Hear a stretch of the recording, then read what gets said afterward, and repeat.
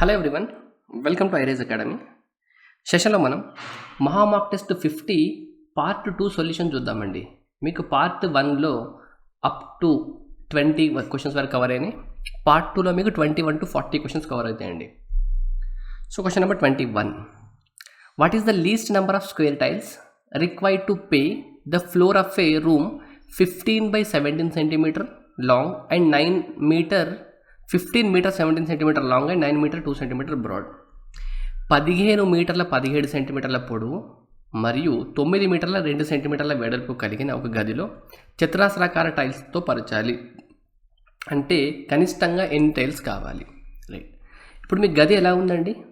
15 metre 17 centimetres పొడవు అన్నారు కదా. అంటే ఇది 1500 మీటర్లు, ఇది ఒక 17 సెంటీమీటర్లు. అంటే 15 మీటర్లు అంటే మీకు 1500 సెంటీమీటర్లు కదండి. సో 1517 సెంటీమీటర్లు అనొచ్చు, దీన్ని 15-17 సెంటీమీటర్స్ అనొచ్చు. ఇది 9 మీటర్స్ అంటే 900 సెంటీమీటర్స్. 900 సెంటీమీటర్స్కి ఒక 2 సెంటీమీటర్స్ అంటే 902 సెంటీమీటర్స్. దీంట్లో మీరు ఇలా స్క్వేర్ టైల్స్ వేయాలంట. స్క్వేర్ షేప్లో ఉండే టైల్స్ వేస్తే మీకు ఎన్ని టైల్స్ అవసరమైతే అని క్వశ్చన్ అండి. అండ్ క్వశ్చన్లో ఆ టైల్స్ సంఖ్య కనిష్టంగా ఉండాలి. టైల్స్ సంఖ్య కనిష్టంగా ఉండాలి అంటే దీంట్లో వేసే మీ నెంబర్ ఆఫ్ టైల్స్ కనుక మినిమం అవ్వాలంటే ఒక్కొక్క టైల్ వాల్యూ మ్యాక్సిమం అవ్వాలి కదా. ఒక్కొక్క టైల్ మ్యాక్సిమం అవ్వాలి. సో దీన్ని చూస్తే మీకు ఏమర్థమవుతుందండి? ఆ టైల్ అనేది, టైల్ డైమెన్షన్ అనేది మీకు highest common factor of highest అవ్వాలి. అండ్ మీరు టైల్ వేస్తున్నప్పుడు ఏం చేస్తామండి? స్క్వేర్ షేప్లో ఉంటుంది కాబట్టి టైల్ మీకు. ఇప్పుడు ఈ టైల్ చూస్తే మీకు ఏమనిపిస్తుంది చెప్పండి నాకు? ఇది లెంత్లో కొంచెం పార్ట్ ఉంది, ఇది విడ్త్లో కొంచెం పార్ట్ ఉంది. అంటే లెంత్లో నుండి విడ్త్లో నుండి ఈక్వల్ పార్ట్ తీసుకోవాలి, అది హైయెస్ట్ అవ్వాలి. అంటే అది కామన్ ఫ్యాక్టర్ అవ్వాలి కదండి. లెంత్లో నుండి కామన్ లెంత్ తీసుకోవాలి, విడ్త్లో నుండి కామన్ లెంత్ తీసుకోవాలి, ఆ వాల్యూ హైయెస్ట్ అవ్వాలి. అంటే అది హెచ్సిఎఫ్ అవుతుంది కదా. So HCF of 1517 and 902 square tile ఇది డైమెన్షన్ అండి. Square tile dimension. ఓకే, ఇప్పుడు రెండింటికి హెచ్సిఎఫ్ కనుక్కోవాలి. హెచ్సిఎఫ్ ఎలా కనుక్కుంటాను చెప్పండి నాకు? మీకు ఇంతకుముందు డిస్కస్ చేయడం జరిగిందండి. HCF value A comma B 2 numbers ఉన్నాయనుకోండి. HCF of A comma B is A minus B or factor of A minus B. ఇది very very very important point అండి, మీకు గుర్తుండాలి. ఎప్పుడైనా మీకు 2 నెంబర్స్ ఇచ్చి హెచ్సిఎఫ్ కనుక్కోమంటే, మీకు హెచ్సిఎఫ్ కనుక్కోవడానికి మీకు ఎన్ని మెథడ్స్ తెలిసి ఉన్నా కూడా మీరు ఫ్యాక్టరైజేషన్ మెథడ్తో కనుక్కోవచ్చు. కానీ ఫ్యాక్టరైజేషన్ మెథడ్ కన్నా కూడా ఈజియెస్ట్ మెథడ్ ఇదండి. మీ హెచ్సిఎఫ్ వాల్యూ అనేది ఈ రెండింటి డిఫరెన్స్ లేదా డిఫరెన్స్ యొక్క ఫ్యాక్టర్ అవుతుంది. ఇది మీరు గుర్తుపెట్టుకోవాలి. ఇప్పుడు మీరు ఫ్యాక్టరైజేషన్ చేయాలంటే ఇప్పుడు ఇది ఎంతతో డివైడ్ అవుతుందో ఇంటూ చేసుకుంటూ వెళ్ళాలి, టైం వేస్ట్ అవుతుంది అక్కడ. సో ఈ రెండింటి డిఫరెన్స్ ఎంత చెప్పండి నాకు? 7కి 2కి డిఫరెన్స్ ఎంత? 5. ఇక్కడ 1కి 0కి డిఫరెన్స్ ఎంత? 1.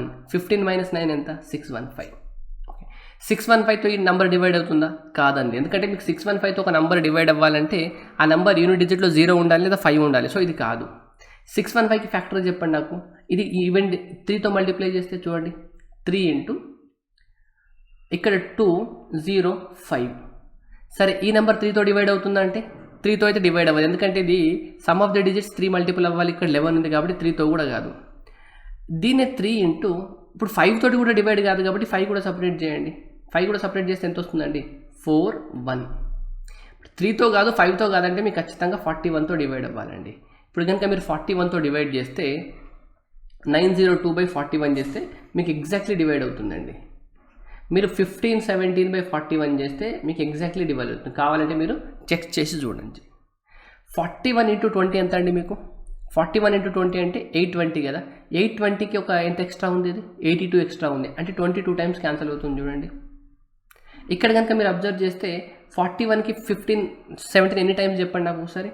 41 ఇంటూ మీరు 40 చేసినారనుకోండి. 41 ఇంటూ 40 చేస్తే 1640 అవుతుంది. 1640 కానీ ఇది ఎంత తక్కువ ఉంది చెప్పండి? 1640 అంటే ఇక్కడ ఒక 87 ప్లస్ అక్కడ ఒక 40, 127. అంతేనా అండి? 1640 అంటే ఇక్కడ 83 ప్లస్ అంటే 123 తక్కువ ఉందా? అంటే 40కి 41 ఇంటూ 3 చేస్తే మీకు 123 వస్తుందా? ఇది 37 టైమ్స్ అన్నట్టు. మీరు 41 ఇంటూ 37 చేస్తే మీకు ఇదే వాల్యూ వస్తుందండి. సో ఈ రెండు టైల్స్ స్క్వేర్ టైల్ యొక్క డైమెన్షన్ అనేది మీకు ఎంత అవ్వాలి చెప్పండి, 41 సెంటీమీటర్ అవ్వాలి. ఓకే, ఇప్పుడు మీకు స్క్వేర్ టైల్ డైమెన్షన్ తెలిసిందా? ఇప్పుడు నంబర్ ఆఫ్ స్క్వేర్ టైల్స్ కావాలంటే మీరు ఏం చేస్తారండి, నంబర్ ఆఫ్ టైల్స్ కావాలంటే total area by square tile area చేస్తే సరిపోతుంది కదా. టోటల్ ఏరియా ఎంత, 1517 ఇంటూ 902. ఇది total area by square tile area ఎంత అండి, స్క్వేర్ టైల్ 41 కదా, 41 ఇంటూ 41. సో ఇక్కడ మీరు క్యాన్సిల్ చేస్తే ఆల్రెడీ 41 15 క్యాన్సిల్ చేస్తే ఎంత వచ్చిందండి, ఇక్కడ మీకు 37 వచ్చింది, ఇక్కడ 22 వచ్చింది. సో యూనిట్ డిజిట్ మీకు 4 రావాలండి, 7 2 14 ఇక్కడ ఉంది. అండ్ మీకు ఇది 11 మల్టిపుల్ కావాలి. సో 8 4 12 12 -1 11, ఇది 11 మల్టిపుల్ మీకు. ఇది మీకు 11 మల్టిపుల్ కాదు చూడండి, మీరు దానిలో 12 - 4 అంటే మీకు 8 వస్తుంది. సో ఇవేవి కూడా మీకు ఆన్సర్స్ కాదు. 814 అనేది మీకు right answer. Question number 22. The difference between the simple interest and compound interest compounded annually on a certain sum of money for 2 years at 4% per annum is ₹1. The sum is. ఇప్పుడు చూడండి, are value మీకు ఎంత ఇచ్చినారండి, 4% కదా, are value 4% ఇచ్చినారు. Simple interest అయితే మీకు ఎంత వస్తుందండి, ఫస్ట్ ఇయర్కి 4%, సెకండ్ ఇయర్కి 4% అంటే 8% రావాలి. కానీ కాంపౌండ్ ఇంట్రెస్ట్ ఎంత వస్తుందండి, మీకు కాంపౌండ్ ఇంట్రెస్ట్లో ఎఫెక్టివ్ కాంపౌండ్ ఇంట్రెస్ట్కి ఫార్ములా తెలుసు కదండి, X plus Y plus X into Y by 100. ఈ ఫార్ములా తెలుసు కదా. అంటే ఫస్ట్ ఇయర్కి 4, సెకండ్ ఇయర్కి 4 ప్లస్ 4 ఇంటూ 4 అంటే 16/100. ఎంత వచ్చింది చెప్పండి, 8.16 వచ్చిందా. సింపుల్ ఇంట్రెస్ట్కి మీకు 2 ఇయర్స్ తర్వాత 8% వస్తే, కాంపౌండ్ ఇంట్రెస్ట్లో మీకు 2 ఇయర్స్ తర్వాత 8.16% వస్తుంది ఇంట్రెస్ట్ ఓవరాల్గా. అంటే ప్రిన్సిపల్ పైన 8% ఏమో సింపుల్ ఇంట్రెస్ట్ వస్తే, కాంపౌండ్ ఇంట్రెస్ట్లో మీకు ఇంట్రెస్ట్ పైన ఇంట్రెస్ట్ వస్తుంది కాబట్టి కాంపౌండ్ ఇంట్రెస్ట్ వాల్యూ ఎక్కువ ఉంటుంది కాబట్టి 8.16%. ఇది అర్థమైందా? ఈ రెండింటి డిఫరెన్స్ ఎంత ఉందండి, 0.16% వాల్యూ అనేది ₹1 అన్నారు. ఇక్కడ ₹1 అయితే మీకు ప్రిన్సిపల్ వాల్యూ కనుక్కోమన్నారు కదా. ప్రిన్సిపల్ ఎంత అండి, 100% కదా. 100% వాల్యూ ఎంత చూడండి. ఈ డెసిమల్ కనుక తీసేస్తే ఇక్కడ మీకు 2 zeros రావాలి. 4 25 టైమ్స్ క్యాన్సిల్ చేస్తుంది, ఇంకోటి ఉన్న 4 ఇంకొక 25 టైమ్స్ క్యాన్సిల్ చేస్తుంది. 16 కదండి, ఒక 4 ఇక్కడ 25, ఒక 4 ఇక్కడ 25, 25 × 25 ఎంత, 625. So option A right answer. Question number 23. The ratio of expenditure and saving is 3:2. If the income increases by 15% and the saving increases by 6%, then how much percent should his expenditure increases? ఖర్చు మరియు పొదుపుల మధ్య నిష్పత్తి 3:2. ఆదాయం 15% పెరిగి పొదుపు 6% పెరిగింది. అయితే ఖర్చు ఎంత శాతం పెరుగుతుంది? మీకు ఇన్కమ్, ఎక్స్పెండిచర్, సేవింగ్ ఇంతే కదండి. Income minus expenditure equal to saving కదా.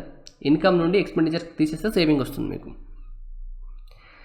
ఎక్స్పెండిచర్కి సేవింగ్కి రేషియో ఎలా ఉంది, 3:2. ఎక్స్పెండిచర్ 3 అయితే సేవింగ్ ఎంత అవ్వాలి, 2 అవ్వాలి. అంటే ఎక్స్పెండిచర్ కనుక నేను 3:2 అంటే 300 200 అనుకుంటే ఇన్కమ్ ఎంత అవ్వాలండి, 500 అవ్వాలా. 500 - 300 చేస్తే 200 వస్తుంది. ఓకే, ఇన్కమ్ 15% పెరిగింది. సరే, ఇన్కమ్ 15% పెరిగిందంటే ఎంత అవ్వాలి, 10% అంటే 50, 5% అంటే 25 కదా. అంటే ఇన్కమ్ 75 పెరిగింది. ఓకే, నెక్స్ట్ ఎక్స్పెండిచర్ ఎంత పెరిగిందండి, పొదుపు 6% పెరిగింది. పొదుపు 6% పెరిగిందంటే 2 6 12 కదా. 1% అంటే 2 అంటే 12 పెరిగింది. ఓకే, ఎక్స్పెండిచర్లో ఎంత పెరిగిందో చూడండి. మీరు ఇంతకుముందు 500 సంపాదిస్తే 300 ఖర్చు చేసేది, 200 సేవ్ చేసేదా. ఇప్పుడు ఎక్స్ట్రా 75 కనుక సంపాదిస్తే దాంట్లో మీరు ₹12 సేవ్ చేస్తున్నారు. అంటే మీరు మిగిలిన ఏంటంటే ₹63 ఖర్చు చేస్తున్నట్టే కదండి, ₹63. సో ఇంతకుముందు కనుక ₹300 ఎక్స్పెండిచర్ ఉంటే ఇప్పుడు ఒక ₹63 ఎక్స్పెండిచర్ మీకు పెరిగింది అన్నట్టు. ₹75 ఖర్చు చేస్తే ఇప్పుడు ఏమైంది, ₹12 సేవ్ చేస్తే 75 నుండి 12 సేవింగ్ చేస్తే 63 ఖర్చు చేస్తున్నట్టు కదా. సో ఇంతకుముందు కానీ ఇప్పుడు ఎంత పెరిగింది ఎక్స్పెండిచర్, 63/300. పర్సంటేజ్ కావాలంటే ఇంటూ 100, 3 times 3 21 times.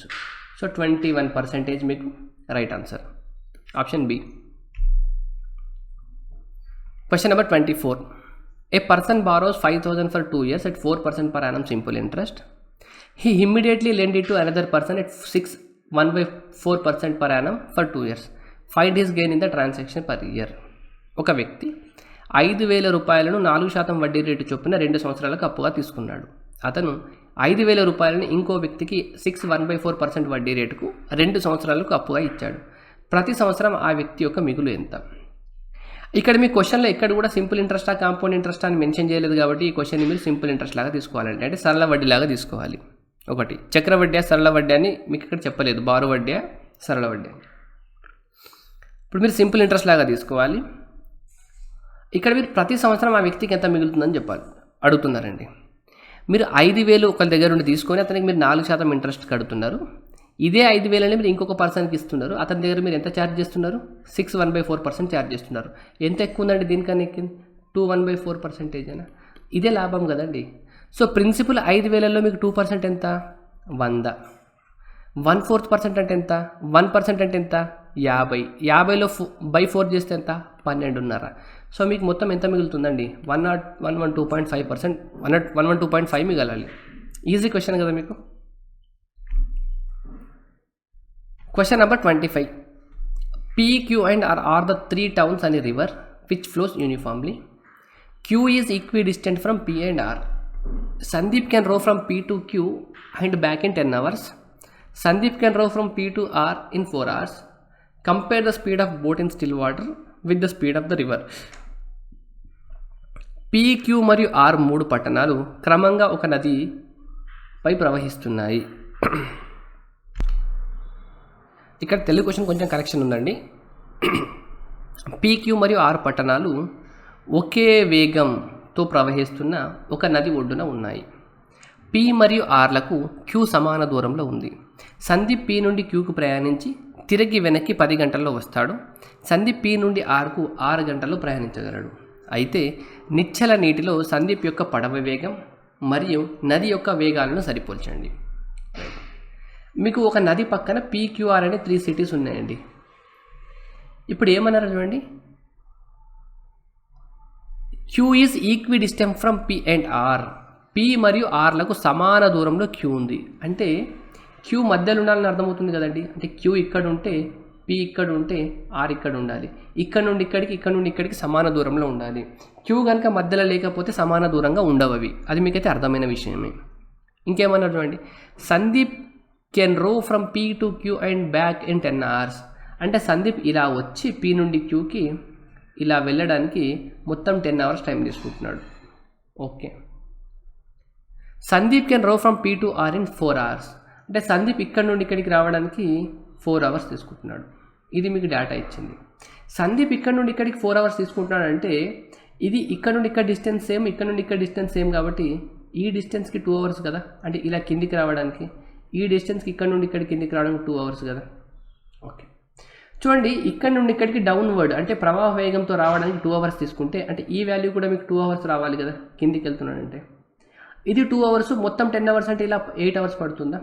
ఓకే, ఇప్పుడు మీకు అర్థమైంది ఏంటంటే సేమ్ డిస్టెన్స్ ట్రావెల్ చేయడానికి సందీప్కి డౌన్ స్పీడ్ అంటే అప్ స్ట్రీమ్ డౌన్ స్ట్రీమ్లో మీకు 2 hours టైం పడితే అప్ స్ట్రీమ్లో మీకు 8 hours టైం పడుతుందని అర్థమైందా.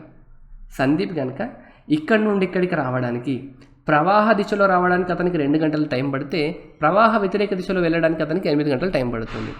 ఇప్పుడు అతనికి ఏమన్నారు, సందీప్ యొక్క పడవ వేగానికి ప్రవాహ వేగానికి నిష్పత్తి అడిగినారండి. డిస్టెన్స్ సేమ్ ఉంది కదండి. మీకు 2 కేసెస్లలో డిస్టెన్స్ సేమ్ ఉన్నప్పుడు డిస్టెన్స్ అంటే మీకు స్పీడ్ ఇంటూ టైమే కదా. డిస్టెన్స్ అంటే ఏంటండి, స్పీడ్ ఇంటూ టైం కదా. చూడండి, డౌన్వర్డ్స్ వస్తున్నప్పుడు స్పీడ్ మీరు B+S అనుకున్నారనుకోండి, boat speed plus stream speed, ఇది స్పీడ్ డౌన్వర్డ్లో. టైం ఎంత పడుతుంది డౌన్వర్డ్లో? 2. ఇది మీకు డిస్టెన్స్ వేస్తుంది కదా. అప్వర్డ్ వెళ్తున్నప్పుడు స్పీడ్ ఏమవుతుందండి, B-S అవుతుంది. టైం ఎంత టైం పడుతుంది? 8 hours టైం పడుతుంది. ఇది కూడా మీకు డిస్టెన్స్ వేస్తుంది కదా. ఇది డిస్టెన్సే, ఇది డిస్టెన్సే. ఈ డిస్టెన్స్ కామన్ కదా రెండిట్లో. డిస్టెన్స్ సేమ్ అయింది కాబట్టి 2 ఇది 4 times అవుతుంది. B+S = 4B - 4S. B కనుక అటు వెళ్తే మీకు 3B అవుతుంది. 4 ఇటు వస్తే 5S అవుతుంది. మీకు B/S అడిగినారు కాబట్టి 5/3 రైట్ ఆన్సర్ అండి. Option D. Question number 26. 3 men, 4 women and 6 children can complete a work in 7 days. A woman does double the work a man does and a child does half the work a man does. Okay. How many women alone can complete this work in 7 days? 3 పురుషులు, 4 స్త్రీలు మరియు 6 పిల్లలు కలిపి ఒక పనిని 7 రోజుల్లో పూర్తి చేయగలరు. ఒక స్త్రీ ఒక పురుషుని కంటే 2 రెట్లు మరియు ఒక పిల్లవాడు ఒక పురుషుని పనిలో సగం పనిని చేయగలరు. అయితే ఎంతమంది స్త్రీలు ఆ పనిని 7 రోజుల్లో పూర్తి చేయగలరు? ఫస్ట్ మీరు ఇక్కడ నుండి ఇక్కడ చూడండి. ఒక పిల్లవాడు పురుషుని పనిలో సగం పని చేయగలడంటే మీకు పిల్లవాడు కనుక 1 యూనిట్ వర్క్ చేసినాడు అనుకోండి, పురుషుడు ఎంత చేయాలండి? 2 యూనిట్స్ వర్క్ చేయాలి కదా. ఒక పిల్లవాడు పురుషుని పనిలో సగం చేయగలంటే పురుషుడు మీకు కనుక 2 చేస్తే అంటే చైల్డ్, మ్యాన్, ఉమెన్ కదా. చైల్డ్ కనుక 1 చేస్తే మ్యాన్ ఎంత 2 యూనిట్స్ వర్క్ చేయాలి. ఒక స్త్రీ పురుషుని కంటే 2 రెట్లు అంటే ఈయన 2 చేస్తే విమెన్ ఎంత చేయాలి? 4 యూనిట్స్ చేయాలి కదా. అంటే వాళ్ళు ఒక రోజులో ఎంత పని చేస్తారో మీకు అర్థమైందండి. అంటే చైల్డ్ కనుక 1 యూనిట్ వర్క్ చేస్తే మ్యాన్ 2 యూనిట్స్ వర్క్ చేయాలి. 2 చేస్తుంటే విమెన్ 4 యూనిట్స్ వర్క్ చేయాలి. ఫస్ట్ స్టేట్మెంట్ చూడండి. 3 men plus 4 women plus 6 children వీళ్ళు మొత్తం కలిపి 7 daysలో వర్క్ చేస్తారు, కంప్లీట్ చేస్తారంట. అంటే టోటల్ వర్క్ ఇదే కదా. సో మెన్ ఎఫిషియన్సీ ఎంత అండి? 6, 3 2 6. Women efficiency 4 4 16. 6 × 1 6. ఓకే, ఇది టోటల్ వర్క్. ఇప్పుడు ఈ టోటల్ వర్క్ని ఎంతమంది స్త్రీలు 7 రోజుల్లో పూర్తి చేయగలరు? 7 రోజుల్లో కదా, ఎంతమంది స్త్రీలు కదా. 7 రోజుల్లో ఒక్క స్త్రీ ఎంత చేస్తుందండి? 7 రోజుల్లో ఒక్క స్త్రీ అయితే 7 × 4 7 × 4 చేయగలుగుతుంది. ఒక్క స్త్రీ 7 రోజుల్లో 4 చేయగలుగుతుంది. ఎంతమంది కావాలి చూడండి. 7 7తో క్యాన్సిల్ అవుతుంది. 16 × 12 అంటే 28. 28/4 అంటే ఎంత వస్తుంది? 7. అంటే 7 మెంబర్స్ ఉమెన్ అయితే ఇంత వర్క్ని కంప్లీట్ చేస్తారండి. Question number 27. A boat can travel 4.2 km upstream in 14 minutes. If the ratio of the speed of the boat in still water to the speed of the stream is 7:1, how much time will the boat take to cover 17.6 km downstream? 4.2 కిలోమీటర్లు ఏటికి ఎదురుగా 14 నిమిషాల్లో వెళ్ళగలదు. నిశ్చల నీటిలో పడవ వేగం మరియు నీటి వేగాల నిష్పత్తి 7:1. 17.6 కిలోమీటర్లు వాల్లో వెళ్ళడానికి ఎంత సమయం పడుతుంది? చూడండి, 4.2 కిలోమీటర్స్ అంట. అప్ స్ట్రీమ్లో వెళ్ళడానికి 14 నిమిషాలు టైం పడుతుంది కదా. 14 నిమిషాలు టైం పడుతుంది. ఇప్పుడు మీకు బోట్ స్పీడ్, స్ట్రీమ్ స్పీడ్ ఎంత అన్నారండి? 7:1 అన్నారా? అంటే ఇది 7x అయితే ఇది 1x అవ్వాలి. అప్ స్ట్రీమ్ కాబట్టి 7x - 1x అవుతుందా? అప్ స్ట్రీమ్ కాబట్టి మీకు ఏమవుతుందండి? అప్ స్ట్రీమ్ కాబట్టి 7x - 1x అవుతుంది. ఓకే, ఇది మీకు డిస్టెన్స్, ఇది స్పీడ్. టైం ఎంత ఇచ్చినారు? 14 minutes. అంటే మినిట్స్లో ఉంది, ఇవన్నీ అవర్స్లో ఉన్నాయి కాబట్టి నేను 60 అనుకోవచ్చా? 14/60. చూడండి, 14 0.3 అంతేనా. 7x - 6x అంటే 7x - 6 అంటే 6x అవుతుంది. 0.3 × 60 అంతే అండి. 0.0 క్యాన్సల్ అయితే 18 మిగులుతుంది. ఎక్స్ వాల్యూ ఎంత? 3 అని అర్థమైందా? ఓకే, 17.6 కిలోమీటర్స్ డౌన్ స్ట్రీమ్లో వెళ్ళాలంటే 7 + 1 ఏమవుతుంది? 8x అవుతుంది. 8 × 3 అవుతుంది. 8 3 24. మీకు ఆన్సర్స్ అన్ని నిమిషాల్లో ఉన్నాయి కాబట్టి ఇంటూ 60 చేస్తే మీకు ఏమొస్తుంది?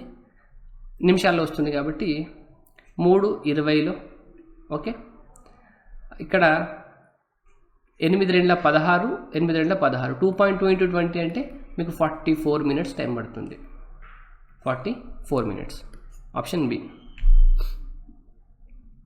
Question number 28. A trader sold an article at a loss of 5%, but when he increased his selling price by ₹65, he gained. ఇక్కడ మీకు 3.33% అండి. ఇది ఇక్కడ మీకు ఇది 3.33%. ఇది మీ క్వశ్చన్లో కరెక్టే ఉంటుంది. He gained 3.33% on the cost price. If he sells the same article at ₹936, what is the profit percentage? ఒక వ్యాపారి ఒక వస్తువును 5% నష్టానికి అమ్మాడు, కానీ అతను తన అమ్మకం వెలని 65 ఎక్కువ పెంచాడు. అతను కొన్న వెలపై 3.33% లాభం వచ్చింది. అతను అదే వస్తువుని 936కి అమ్మితే లాభ శాతం ఎంత? ఈజీ క్వశ్చన్ అండి. మీకు ఇనీషియల్గానేమో నష్టానికి అమ్ముతున్నాడు కదా. ఇప్పుడు 65 రూపాయలు కనుక అతని సెల్లింగ్ ప్రైస్ పెంచితే లాభం 3.33% వచ్చిందంటే ఇంతకుముందు 5% నష్టం వస్తే ఇప్పుడు 3.33% లాభం వచ్చింది. అంటే 65 రూపాయలు పెరగడం వల్ల ఏం జరిగిందండి? 65 రూపాయలు అనేది కాస్ట్ ప్రైస్లో 5% ఉన్న నష్టం కాస్త 3.33% లాభంగా కన్వర్ట్ అయ్యింది. అంటే 5 + 33 ఎంత అండి? 8.33% అనేది, అంటే మీకు 65 రూపాయలు 8.33%ని చూపిస్తుందండి. అంటే ఫర్ ఎగ్జాంపుల్ కాస్ట్ ప్రైస్ ఇక్కడ ఉందనుకోండి, ఇది కాస్ట్ ప్రైస్ అనుకోండి. ఇంతకుముందు ఆయన ఎంత అమ్ముతున్నాడు? 95%కి అమ్ముతున్నాడు ఇంతకుముందు. ఇది సెల్లింగ్ ప్రైస్ కదా, SP1. 5% నష్టానికి అమ్ముతున్నాడు. ఇప్పుడు 65 రూపాయలు కనుక పెంచినాడు అనుకోండి, 65 రూపాయలు పెంచితే అతనికి 103.33% వస్తుంది. అంతే కదండి, 3.33% లాభం వస్తుంది. ఇక్కడ 65 రూపాయలు సెల్లింగ్ ప్రైస్ పెంచడం వల్ల ఇది SP2 అనుకోండి. ఇక్కడ 65 రూపాయలు గ్యాప్ ఉంటే ఇక్కడ గ్యాప్ ఎంత ఉందండి? నా 90కి 1.33 అంటే 8.33% గ్యాప్ వచ్చిందా? అదే నేను ఇక్కడ రాసుకున్నానండి. అంటే 65 రూపాయలు అనేది మీకు కాస్ట్ ప్రైస్లో ఇంతకు చూపిస్తుంది. నేను దీన్ని 65 × 8.33 అంటే 8/1/3గా రాసుకోవచ్చా? 8 × 24 25/3% అని చెప్పొచ్చు నేను ఇది. అంటే 65 అనేది 25/3%కి ఈక్వల్ అండి. ఒకవేళ తను 936 అమ్మినాడు అనుకోండి, 936 అయితే కాస్ట్ ప్రైస్లో ఎంత అవుతుందో చెప్పండి నాకు. 5 13 సార్లు 5 5 సార్లు, ఓకే. 13 గిళ్ళ 91, 13 2 26. ఎంత మిగిలిందండి? 5/3 × 72. 5/3 × 72 కూడా 3 24లో 24 × 5 అంటే 120%. అంటే 396 వాల్యూ అనేది 120%కి ఈక్వల్. అంటే కాస్ట్ ప్రైస్లో 120%కి ఈక్వల్ అండి. మీకు 65 అనేది కాస్ట్ ప్రైస్లో ఎంతకి ఈక్వల్ అండి? 8.33%కి ఈక్వల్. అలాగే 936 అనేది మీకు కాస్ట్ ప్రైస్లో 120%కి ఈక్వల్. కాస్ట్ ప్రైస్లో 120%కి అమ్మడం అంటే 20% లాభానికి అమ్మడమే కదా. కాస్ట్ ప్రైస్లో 120% అంటే మీకు ప్రాఫిట్ 20% అన్నట్టే కదండి. సో ఆప్షన్ సి మీకు right answer. Question number 29. How many litres of A 30% alcohol solution should be added to 40 litres of A 60% solution to prepare A 50% solution? 30% alcohol ఉన్న ఎన్ని లీటర్ల మిశ్రమాన్ని 60% ఆల్కహాల్ ఉన్న 40 లీటర్ల మిశ్రమానికి కలిపిన 50% ఆల్కహాల్ ఉన్న మిశ్రమం తయారవుతుంది. అలిగేషన్ క్వశ్చన్ అండి, మీకు సింపుల్గానే చేయొచ్చు. మీరు దేన్ని మిక్స్ చేస్తున్నారండి? ఒక 30%ని మిక్స్ చేస్తున్నారు, ఇంకొకటి 60%ని మిక్స్ చేస్తున్నారు.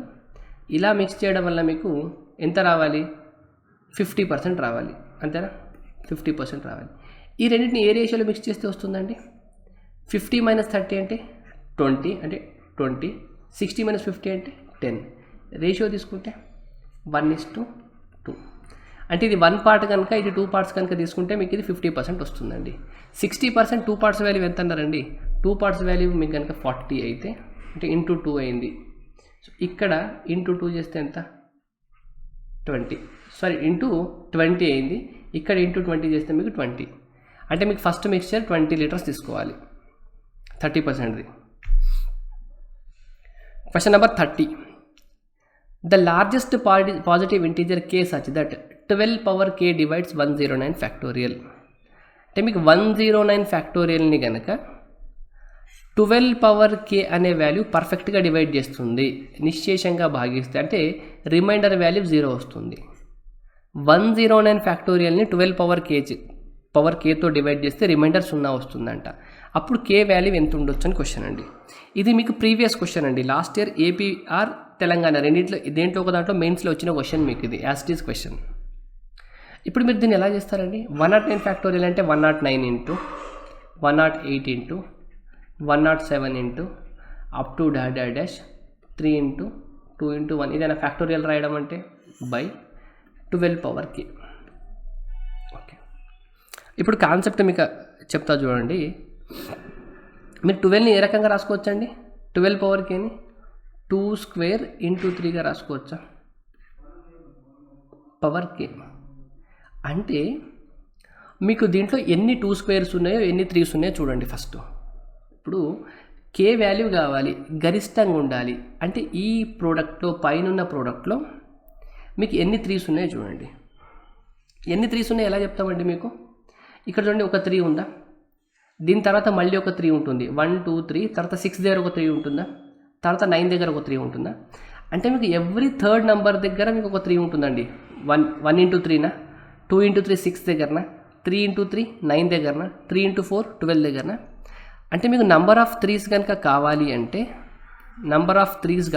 మీకు ఎవ్రీ థర్డ్ నెంబర్ దగ్గర మీకు ఒక్క 3 ఉంటుందండి. అంటే 109లో బై 3 చేసినారనుకోండి, మీకు ఎవ్రీ థర్డ్ నెంబర్ దగ్గర ఉంటుంది కాబట్టి బై 3 చేయాలి. సో 3 ఇంటూ ఎంత, 3 ముళ్ళ 9, 1 క్యారీ 3 ఆర్ల 18. ఓకే, ఈ 36ని మళ్ళీ బై 3 చేయండి, ఎంత వస్తుంది? 36ని మళ్ళీ బై 3 చేస్తే 12 వస్తుంది. 12ని మళ్ళీ బై 3 చేయండి, ఎంత వస్తుంది? 4 వస్తుంది. 4ని మళ్ళీ బై 3 చేయండి, ఎంత వస్తుంది? 1 వస్తుంది. 1ని బై 3 చేస్తే 1 వస్తుందా? రాదు. అంటే 4ని బై 3 చేస్తే మీకు 1 వస్తుంది కదా, 1ని బై 3 చేస్తే ఎంత వస్తుందండి? ఏం క్యాన్సల్ అయ్యేంత వరకు చేయాలి మీరు. సరే, ఇప్పుడు మీకు 109లో 336 టైం వస్తుందండి. 3 దగ్గర వస్తుంది, 6 దగ్గర వస్తుంది, 9 దగ్గర వస్తుంది, 12 దగ్గర వస్తుంది, 15 దగ్గర వస్తుంది, 18 దగ్గర వస్తుంది. ప్రతి దగ్గర మీకు ఇంటూ 3 వస్తుంది కదా, వస్తుంది. సో ఎవ్రీ థర్డ్ టర్మ్ దగ్గర మీకు వస్తుంది కాబట్టి 109/3 చేస్తే 36 వచ్చిందండి.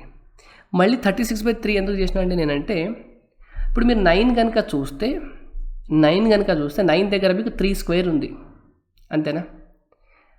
అక్కడ మీకు 18 దగ్గర చూస్తే 9 ఇంటూ 2, అక్కడ కూడా మళ్ళీ మీకు 3 స్క్వేర్ వస్తుంది. అంటే కొన్ని దగ్గర మీకు డబల్ ఉంటాయండి 3s.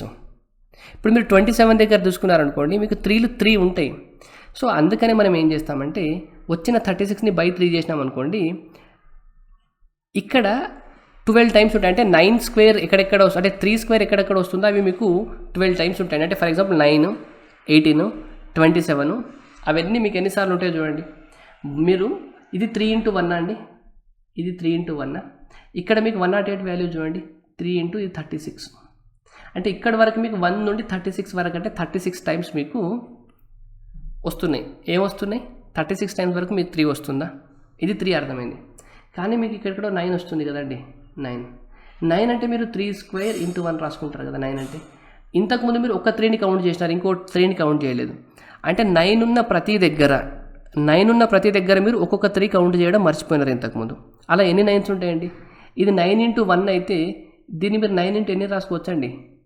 దీన్ని మీరు 9 ఇంటూ 12గా రాసుకోవచ్చా? అంటే ఈ 12 టైమ్స్ దగ్గర మీరు ఒక్కొక్క 3 మర్చిపోయినారు కాబట్టి ఆ 12 ఇదండి. అర్థమవుతుందా? 36 అనేది మీకు ఎవ్రీ థర్డ్ నెంబర్ దగ్గర మీకు ఒక 3 ఉంటుంది కాబట్టి అవి 3 తీసుకున్నారు.